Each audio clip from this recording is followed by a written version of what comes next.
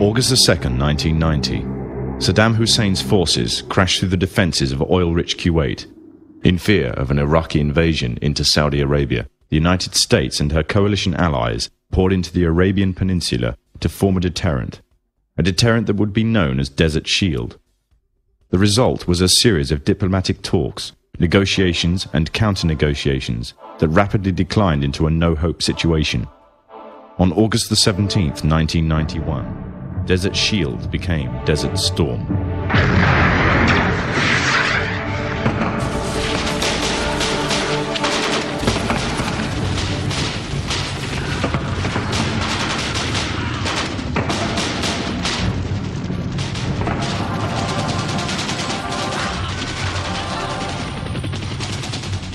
The conflict was witnessed by millions through the eye of CNN and the BBC, showing propaganda of the systematic eradication of Saddam's forces by a coalition far superior in technological, political, and economic power.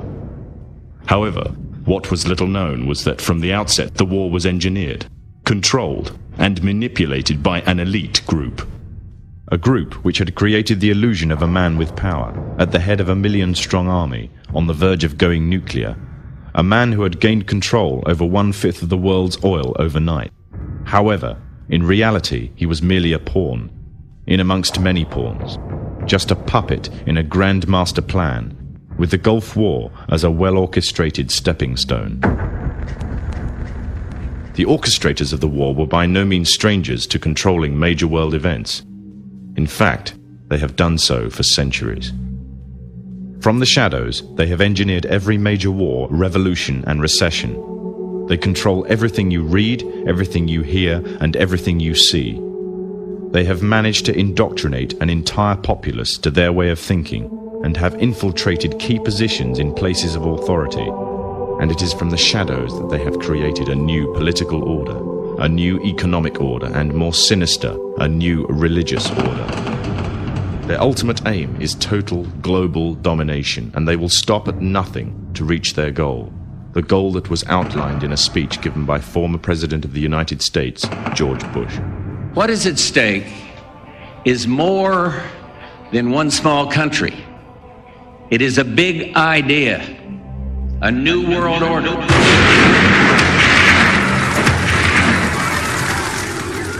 However, the origins of this global plan were not created in the offices of the White House.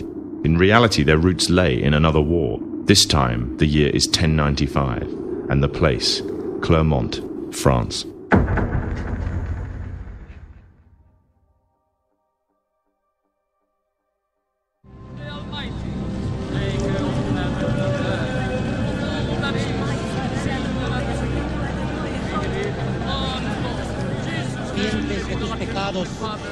En el nombre del Padre, del Hijo y del Espíritu Santo.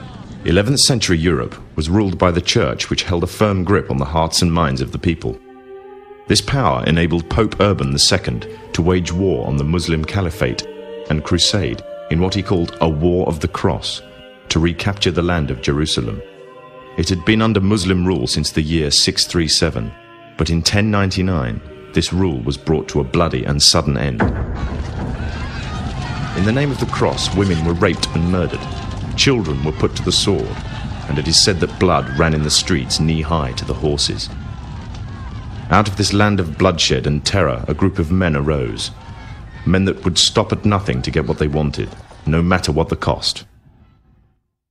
20 years after Jerusalem was taken, the Dome of the Rock was seized by a group of warrior monks calling themselves the Knights of the Temple of Solomon, or more simply, the Knights Templars.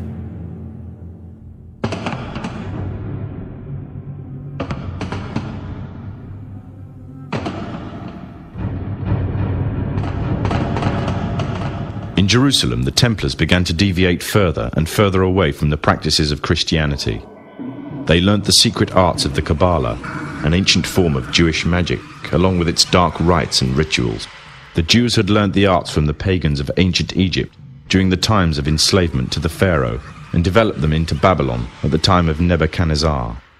In 1307, King Philippe of France arrested them for charges of denial of Christ, homosexuality, and idol worship, as well as magic. In 1314, Pope Clement V declared all Templars as heretics to Christianity, ordering all their properties to be seized.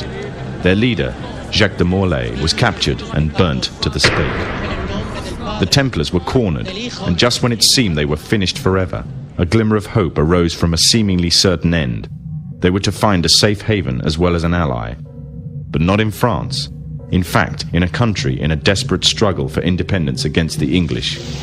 The country of Scotland.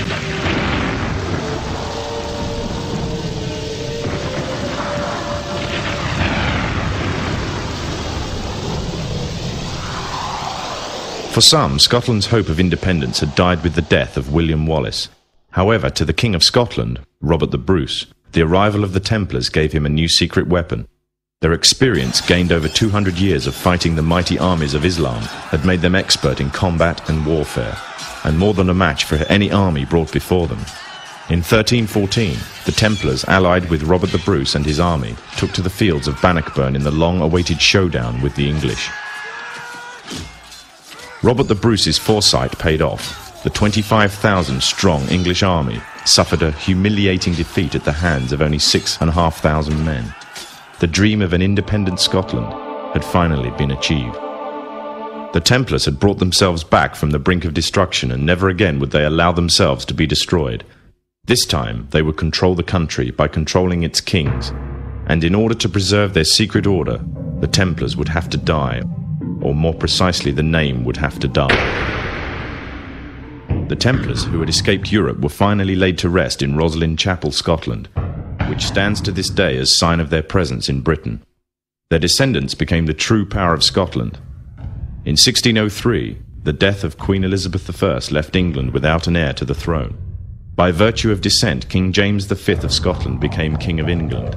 In doing so, Scotland and England joined to form a new kingdom, and the power that the Templars held over Scotland spread to give them a firm grip on the whole of Great Britain. For over 100 years, the Templars concealed their activities, fading into the background until they were little known and little remembered. However, they did not cease to keep a firm grip on Britain. All the time they were planning, regrouping, and infiltrating positions of power in all corners of the kingdom. In 1717, the Templars made their reappearance in Europe. They had grown in both number and strength, and were now ready to coin a new identity, free from their reputation of the past, and given credibility by none other than the monarchy and aristocracy of England. And the name they chose for themselves was a name that would be known by many, but understood by a few. This new name, the Freemasonry. The new identity and the grandeur of its members afforded the Masons with respect and dignity. The first royal member of the Freemasons was Frederick, Prince of Wales. The latest members include Prince Philip, the Duke of Edinburgh, and consort to the current Queen of England, Elizabeth II, who herself is a grand patron to the Masons. However, behind closed doors, the Freemasons were free to indulge in the secret rites and rituals handed down to them by their ancestors, and these became the basis of their levels of membership, called degrees. The Freemasons were not content with power in Britain alone. Their ambitions were far greater.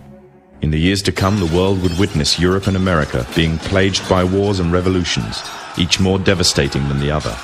However, these would not be as commonly believed, the spontaneous effects of a downtrodden people, but in fact schemes created by the exclusive few, driven by hunger for absolute power. All this would take place from the very country from which they had fled centuries earlier, and would become the base for their global domination.